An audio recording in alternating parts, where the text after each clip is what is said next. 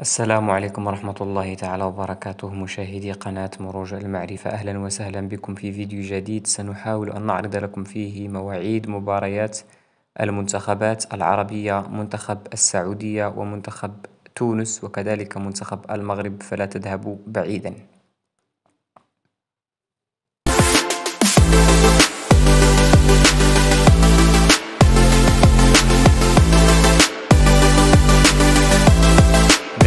بكم مجددا. كما ذكرنا في التقديم أن هذا الفيديو سيخصص لعرض مواعيد مباريات المنتخبات العربية، منتخب السعودية ومنتخب المغرب وكذلك منتخب تونس.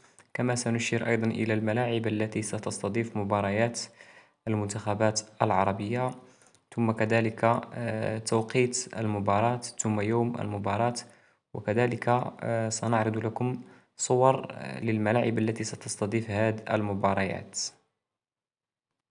إذا سنبدأ مع منتخب السعودية الذي تواجد في مجموعة نقول بأنها مجموعة نارية، تضم منتخب الأرجنتين، منتخب الطانغو المرشح الأبرز للتتويج بكأس العالم بقيادة نجمه الواعد ليونيل ميسي، وكذلك منتخب المكسيك عن قارة أمريكا الشمالية، ثم كذلك المنتخب الأوروبي الواعد منتخب بولندا بقيادة نجمه الكبير روبرت ليفاندوفسكي. إذن السعودية أمام امتحان كبير في هذه المجموعة، فهل سيتمكن المنتخب السعودي من تجاوز هذه المجموعة؟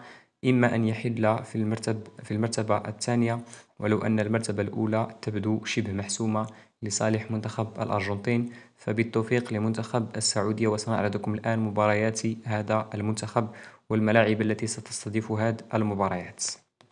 يشارك منتخب السعودية في كأس العالم للمرة الثانية على التوالي بعد مشاركته المخيبة صراحة في كأس العالم روسيا 2018، وقد خرج من البطولة بانتصار وحيد على نظيره المصري في مجموعة كانت تضم آنذاك منتخب روسيا ومنتخب الأوروغواي، كما قلنا إلى جانب منتخب مصر، حيث انهزم المنتخب السعودي أمام روسيا وكذلك أمام الأوروغواي قبل أن ينتصر على شقيقه المنتخب المصري، وبالتالي خرج المنتخب السعودي من البطولة في المركز الثالث وأقصي من الدور الأول.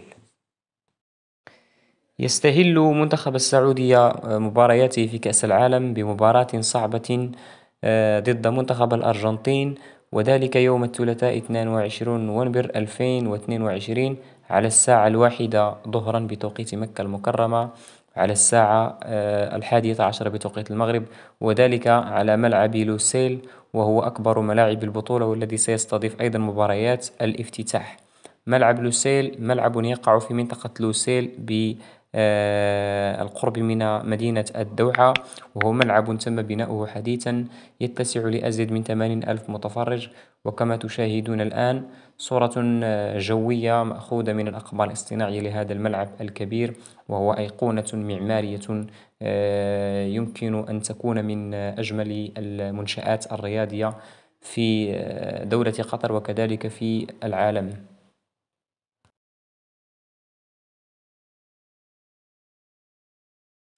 في المباراة الثانية سيواجه المنتخب السعودي نظيره البولندي، وذلك يوم السبت 26 نوفمبر 2022 على الساعة 4 عصرا، الساعة الثانية بتوقيت المغرب، على استاد المدينة التعليمية. مباراة أيضا صعبة يواجه فيها الخضر منتخب بولندا بقيادة النجم روبرت ليفاندوفسكي، وذلك على ملعب المدينة التعليمية، وهو ملعب يقع في منطقة بمدينة الدوحة، منطقة مشهورة بتواجد المعاهد والجامعات وكذلك المتاحف العلمية. فعلا ملعب جميل جدا، ملعب حديث تم إنشاؤه خصيصا لاستضافة إحداث مباريات كأس العالم، سيستضيف العديد من المباريات خلال الدورة. وكما تشاهدون الآن صورة علوية لهذا الملعب، كما تشاهدون أمامه مجموعة من الجامعات والأكاديميات وكذلك بعض المعاهد في مدينة الدوحة. وفي المباراة الأخيرة سيواجه المنتخب السعودي نظيره المكسيكي، وذلك يوم الأربعاء 30 نوفمبر 2022 على ملعب لوسيل على الساعة 10 مساء، الساعة 8 بتوقيت المغرب. فعلا مباراة قوية جدا، قد تكون مصيرية وحاسمة في مسار منتخب السعودية. المباراة كما قلنا ستجرى على أكبر ملعب في البطولة، ملعب لوسيل الذي يتسع لأزيد من 80 ألف متفرج، وهو قريب جدا من الساحل، ويقع في مركز مدينة الدوحة في منطقة تدعى لوسيل. وسننتقل الآن إلى نسور قرطاج، إلى منتخب تونس. منتخب تونس يشارك في بطولة كأس العالم أيضا للمرة الثانية على التوالي على غرار منتخب السعودية والمغرب، فهو يشارك في المرة الثانية على التوالي بعد مونديال روسيا. أيضا في مونديال روسيا خرج المنتخب التونسي، نقول خروج مشرف نوعا ما، لأنه خرج بانتصار وحيد، كان ذلك على منتخب بنما.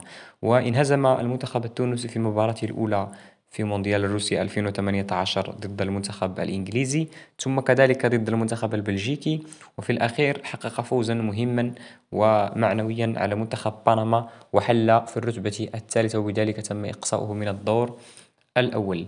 منتخب تونس وصل أيضا إلى المونديال بعد أن هزم منتخب مالي، ويمني النفس بتحقيق يعني مباريات جيدة، وبتحقيق بعض المكاسب من خلال هذه البطولة، خاصة وأنه يتمتع بجيل جيد من اللاعبين، على رأسهم وهبي الخزري، وكذلك اللاعب حنعبل، وغيرهم الكثير. إذا بالتوفيق للمنتخب التونسي الذي سيواجه في مباراته الأولى منتخب الدنمارك، المنتخب الأوروبي الواعد، وذلك يوم الثلاثاء 22 نوفمبر 2022 على ملعب المدينة التعليمية، وهو ملعب جميل جدا كما قلنا في السابق. سيستضيف بعض مباريات منتخب السعودية. ملعب يقع في منطقة في المنطقة التعليمية بمدينة الدوحة، وهي منطقة تضم بعض الجامعات وبعض المعاهد في هذه المدينة. وكما قلنا فإن المباراة ستقام يوم الثلاثاء 22 نوفمبر على الساعة 4 عصرا بتوقيت مكة المكرمة. وفي المباراة الثانية يواجه المنتخب التونسي نظيره الأسترالي، وذلك يوم السبت 26 نوفمبر على الساعة 1 ظهرا بتوقيت مكة المكرمة في ملعب الجنوب، وهو ملعب يقع جنوب مدينة الدوحة. ملعب يشبه شكله شكل الرمال العربية المتحركة، أو يشبه في بعض الأحيان صوت أو يعني شكل المحار، أو تلك الفواكه البحر التي كان يصطادها القطريون في الماضي، يعني ملعب مستوحى من التراث القطري القديم. وفي المباراة الثالثة يواجه المنتخب التونسي نظيره الفرنسي بطل العالم، وذلك يوم الأربعاء 30 نوفمبر 2022 على الساعة 6 مساء بتوقيت مكة المكرمة على ملعب المدينة التعليمية. وننتقل الآن إلى المنتخب المغربي أسود الأطلس، الذي يشارك للمرة السادسة في تاريخه والمرة الثانية على التوالي. وقد سبق للأسود الأطلس أن شاركوا في مونديال 1970 بالمكسيك، وكانت مشاركة مشرفة. بعدها ب16 سنة شاركوا في مونديال 86، ثم كذلك شاركوا في مونديال الولايات المتحدة الأمريكية سنة 1994، وكانت يعني مشاركة سيئة تعرض فيها الأسود ل3 هزائم. ثم هناك مشاركة أيضا مشرفة في مونديال 98 بفرنسا، ثم كذلك في مونديال روسيا 2018، حيث خرج الأسود من هذا المونديال بنقطة وحيدة، حينما تعادلوا مع المنتخب الإسباني تعادل مثير ب2-2، وكانوا قد انهزموا في المباراة الأولى بهدف قاتل أمام إيران، ثم كذلك بهدف آخر أمام المنتخب البرتغالي بقيادة كريستيانو رونالدو. ويخوض أسود الأطلس مباراتهم الأولى يوم الأربعاء 23 نوفمبر على الساعة 1 ظهرا بتوقيت مكة المكرمة، 11 بتوقيت المغرب، وحيث يواجهون منتخب كرواتيا، المنتخب الأوروبي وصيف كأس العالم النسخة الماضية، وذلك على ملعب البيت، الملعب الذي يشبه الخيمة العربية، ملعب مستوحى من التراث العربي الأصيل.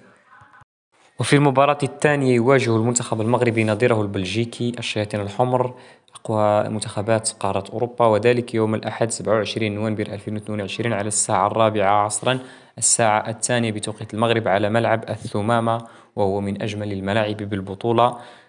وفي المباراة الأخيرة سيواجه المنتخب المغربي نظيره الكندي يوم الخميس 1 ديسمبر 2022 في تمام الساعة 6 مساء بتوقيت مكة، الساعة 4 بتوقيت المغرب، في نفس الملعب وهو ملعب الثمامة. وفي الأخير نتمنى كل التوفيق للمنتخبات العربية، منتخب السعودية وكذلك منتخب تونس ثم منتخب المغرب وأخيرا البلد المنظم في هذه البطولة. كل التوفيق للمنتخبات العربية إن شاء الله لتحقيق نتائج مشرفة نستطيع أن نفتخر بها نحن كعرب في كأس العالم فيفا قطر 2022. دمتم في رعاية الله، وإلى اللقاء في فيديو جديد على نفس القناة،